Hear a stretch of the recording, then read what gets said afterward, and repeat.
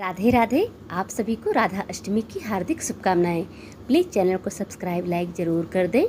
पौराणिक कथा के अनुसार राधा माता श्री कृष्ण के साथ गोलोक में निवास करती थी।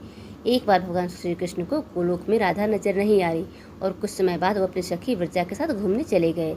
जब राधा को इस बात को पता चला तो वह अत्यंत क्रोधित हो गई और तुरंत कृष्ण के पास पहुंची, जिसके बाद क्रोध में उन्होंने बिरजा को अपमानित कर दिया, जिसके बाद बिरजा नदी के रूप में बहने लगी। देवी राधा का व्यवहार श्री कृष्ण के मित्र सुदामा को अच्छा नहीं लगा और देवी राधा को भला बुरा कहने लगे। उसके बाद बिना किसी विचार के सुदामा ने राधा को भी श्राप दे दिया कि वे पृथ्वी पर जन्म लेंगी।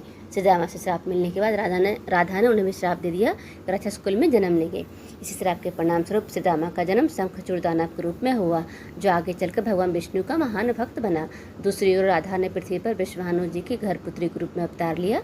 राधा का जन्म विश्वानु जी घर तो हुआ, लेकिन देवी कीर्ति गर्भ से नहीं। जब राधा और सुदामा ने दूसरे को श्राप दिया तो भगवान श्री कृष्ण ने कहा था कि राधा को विश्वानु और देवी कीर्ति की पुत्री बनकर पृथ्वी पर रहना होगा। मनुष्य योनि में आपके विवाह का संबंध एक वैश्य से होगा जो मेरे ही अंश का अवतार होगा। इस प्रकार आप पृथ्वी पर मेरे ही संगनी रहेंगी, लेकिन हमें पृथ्वी पर अलग होने का दुख सहना होगा। इसके बाद भगवान श्री कृष्ण ने राधा से कहा कि अब आप मनुष्य योनि में जन्म लेने की तैयारी करें। संसार के सामने विश्वानु जी की पत्नी गर्भवती हुई और जिस प्रकार एक शिशु का जन्म होता उसी प्रकार देवी कीर्ति का भी प्रसव हुआ। हालांकि वास्तव में राधा का जन्म उनके गर्भ से नहीं हुआ था। भगवान की माया से उनके गर्भ में वायु आ गई थी। उसी वायु से राधा का प्रकट हुआ।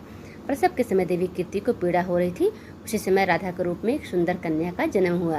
राधा का अवतरण भाद्र मास के शुक्ल पक्ष की अष्टमी तिथि को हुआ और तभी से हर वर्ष इस राधा को राधा अष्टमी के रूप में मनाया जाता है।